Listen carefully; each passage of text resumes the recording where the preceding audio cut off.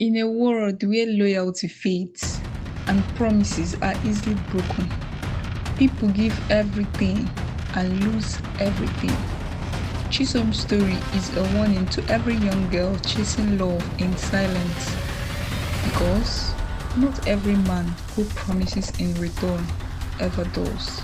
The girl who had once been the brightest light in her father's house, now she was holding a gun.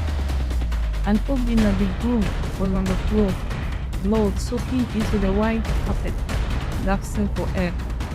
Chisom's father, Papa Wafo, sat behind a wooden table, packed with sneakers and sandals.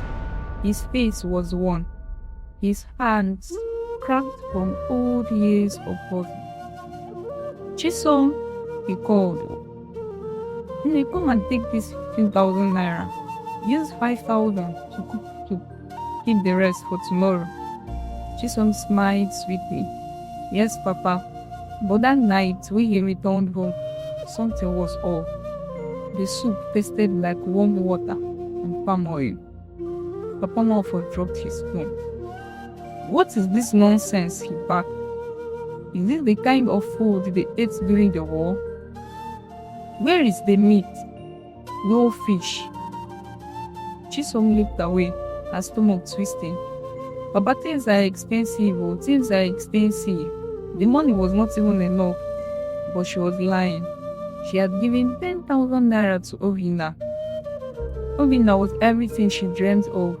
Tall, handsome, a smile that would melt anger, and words, sweet words. He would hold her hands behind her father's shop and whisper, once I japa if I make it, I will come back for you. You won't suffer again, no. Chisom, you won't suffer again. So she's saving 1,000 naira here, 2,000 naira there. She even stopped buying data, but it was not enough. Ada buzzed with life. At Arere International Market, the sound of traders calling out their wares mixed with blaring horns of kekena peps. Men shouted prices. Women argued over shoe sizes. The air smelled of sweet leather and roasted granules. The market was alive with usual kiosks. Traders shouting over each other, the clatter of shoes, the pungent scent of leather and sweat. Chisom stood behind her father's wooden store, pretending to count shoes, but her eyes weren't on the customers. They were on the folded wad of naira notes under a worn-out ledger. Her father's business capital. She hesitated. Her hands trembled. Her father, Papa Chisom, walked over, wiping sweat from his face with a handkerchief. Make sure you don't leave that money there. Oh. That's the money I'm using to restock this weekend. She smiled, posing innocent. Yes, Papa. But when he left to get food, she slipped the money into her bag. It was the only way. Obinna needed just that extra push for his visa. It was night. Obinna was packing clothes, documents, dollars. Chisom sat on his bed watching him. Are you sure you'll come back for me? Obinna zipped his bag, then turned with a grin. You are the only girl for me. I will be gone for 2 years at most. When I blow, now you are go marry you. She believed him. She held onto his word like scriptures. Outside, the rain began to fall. She did not know that it was the last time she was ever going to see him. She stole 500,000 naira, her father's business capital. Are you sure? Obinna asked her that night, looking at the sack bag full of cash. I trust you now, she whispered. Just come back for me. The next day, Obinna left for Turkey, together with the previous money he had saved. But things went downhill fast. Papa Nwafo's shoe shop collapsed. Suppliers stopped giving him goods. Oga, abeg me, I cannot give you on credit too. Things are difficult these days. Na only cash and carry we dey do for here. His creditors lashed at him. The stress turned into high blood pressure. One morning, he did not wake up. They buried him in a borrowed coffin. Chisom's younger siblings, Adako and Ikenna, dropped out of school. Their uniforms, once neat and ironed, now hung carelessly in their rooms. Nkechi and her mother started selling pepper on the street, but no one was buying. She switched to crayfish. Come and buy your crayfish oh, your original crayfish from Orion, she would always shout. Some days she made nothing, some days she fainted under the sun. Chisom, she sold groundnuts in small cups by the roadside, her hands darkened by dust, her heart heavy with regret. One night, she stayed at her phone, Obinna's number, blocked, his Instagram, gone, her messages, all left unseen. A banner danced in the wind. It read, Welcome back, Obi CEO Obi's Global Logistics, Traditional Marriage and Wedding Ceremony. The wedding venue was crowded with expensive cars. Groomsmen in white abada laughed freely, some holding iPhones, others adjusting their sunglasses. The bride, Adora, a lawyer from a wealthy family in Enugu, was glowing in coral beads, and the judge, wrapper woven with gold. Obinna stood proudly in the middle, grinning as photographers took endless shots. He had returned not just rich, but famous. But as the ceremony began, a keke pulled out near the gate. A woman stepped out. Her face was hardened by the sun and time. Chisom, her wrapper was old, her blouse torn at the edge. In her hands, a worn nylon bag, her eyes empty and dangerous. The gate man tried to block her, but she brushed past him. The hall was packed. It screamed money, class, success. Journalists moved like ants across the crowd. Influencers posed behind a massive floral arch with the letters O and N shining above it. Obinna stood tall near the altar, wearing an embroidered white abada that shimmered under the chandelier light. On his wrist, a Rolex. On his lips, a smile that looked like success. But outside the hall, drenched in dust, sweat and pain, stood Chisom. She clutched a small nylon bag, worn out slippers on her feet, her wrapper faded, and her heart bleeding. She had walked from Nwa Road to wedding venue in Aba just to see it with her eyes. She did not want to believe the Instagram post. Did not want to believe that Obinna, her own Obinna, the man she stole for, lied for, gave everything to, was marrying another woman.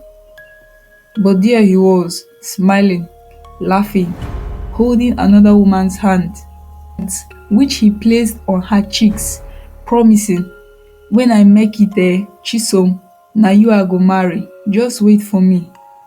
Wait. Papa, that soup money no reach, she had said, stirring a pot that smelled more of sorrow than spices.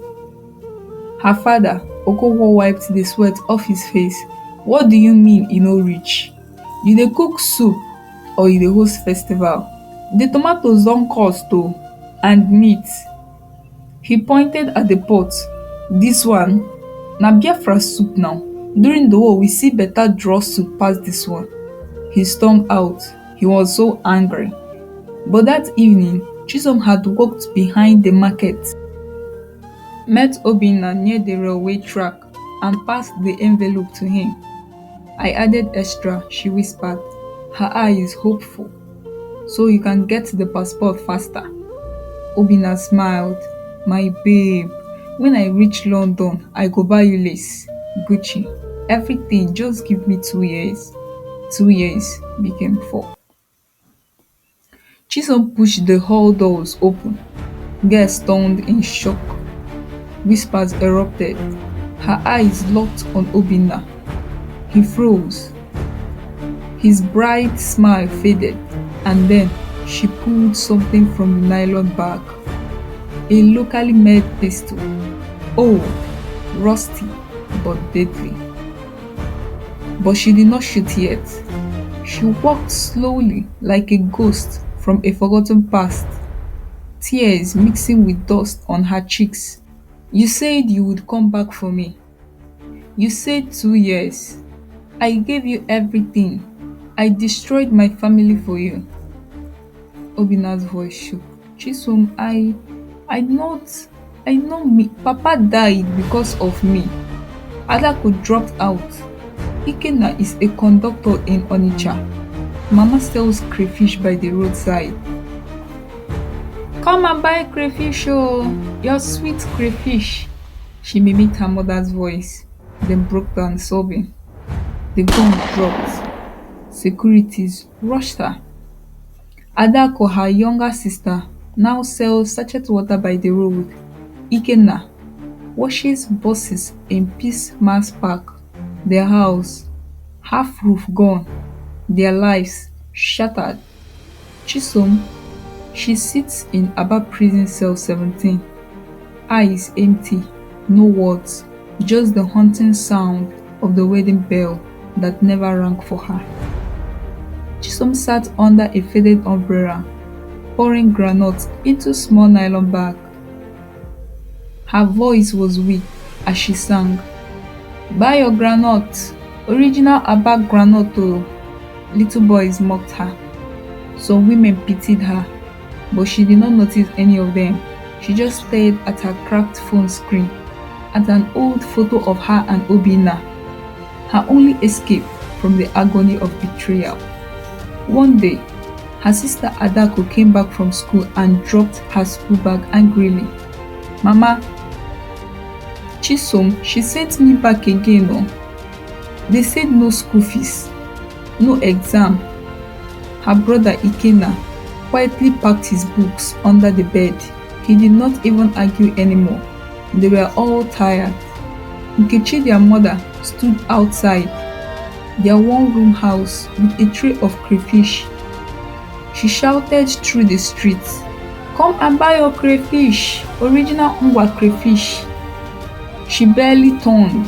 Later that night, Chisom saw her mother crying quietly into her wrapper. She knew they were all broken because of her.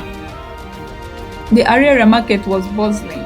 The cries of hawkers, the bargaining of customers, the rhythmic sound of cobblers walking on shoes. Chisom's father, Papa Chisom, was seated in his tiny stall, surrounded by stacks of leather sandals and men's shoes. Sweat ran down his face as he counted the money from a morning sale. "Chisom!" he called out. She emerged from behind the stall, carrying a small cooler of rice and stew. "Papa, I brought your lunch, oh." He opened the plate and stared at the tiny spread of stew, barely enough to cover the white rice. His face wrinkled. "What is this now?" "I gave you money to cook." His voice was rising. "This soup looks like the stew we ate during the Civil War." Chisom lowered her head. "Papa, things are expensive in the market. I've told you before, things are expensive in the market. The money you gave me was not enough." He pulled out his glasses. "How much did I give you?" 15,000 naira, and you said it is not enough to cook a good stew?" She could not tell him the truth.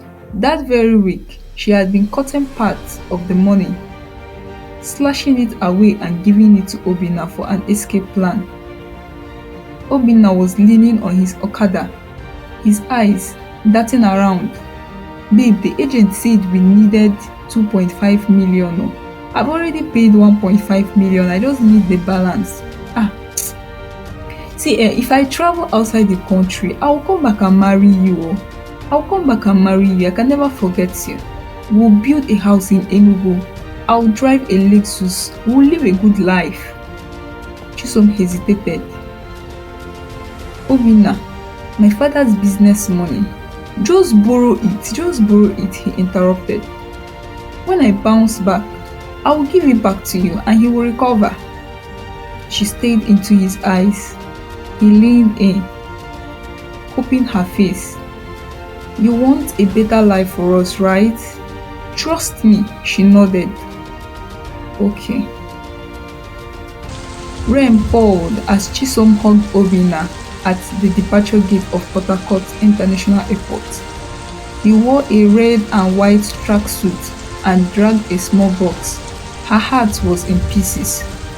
"Don't worry, once I land in Turkey, I'll call you," he said. She stood under the rain, waving, watching as her entire life walked away with him. The walls were peeling, and the air stank of sweat, iron, and forgotten dreams. She did not cry anymore. Tears had long dried up the day she stood in front of the congregation at Obinna's wedding and pulled the trigger. One shot, just right in his chest. The hall exploded in screams, blood stained in his abada. He fell and did not rise. Chisom, who stood there, did not run either. The judge stared down at her with pity and disappointment. Her public defender pleaded for mercy, but the facts were clear. Premeditated murder. She was sentenced to 21 years in prison, with the possibility of parole after 15, the court muttered.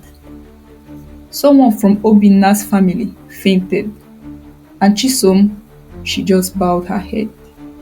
Her siblings Adako and Ikenna sat at the back, eyes hollow, dressed in second-hand clothes.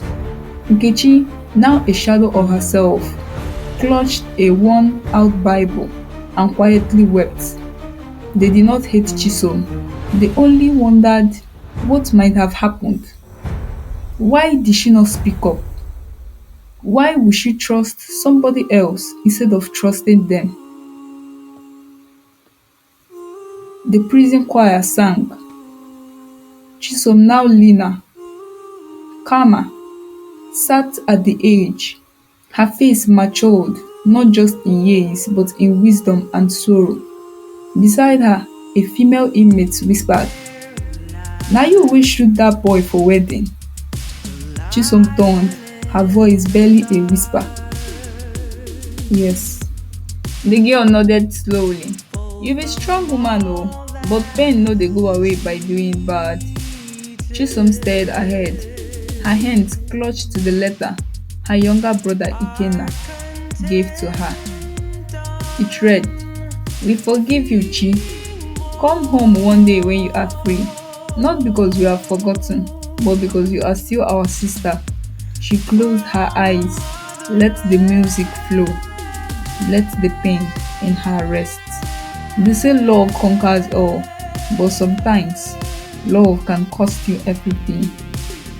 If you know you felt this story, please hit the like button, subscribe and share.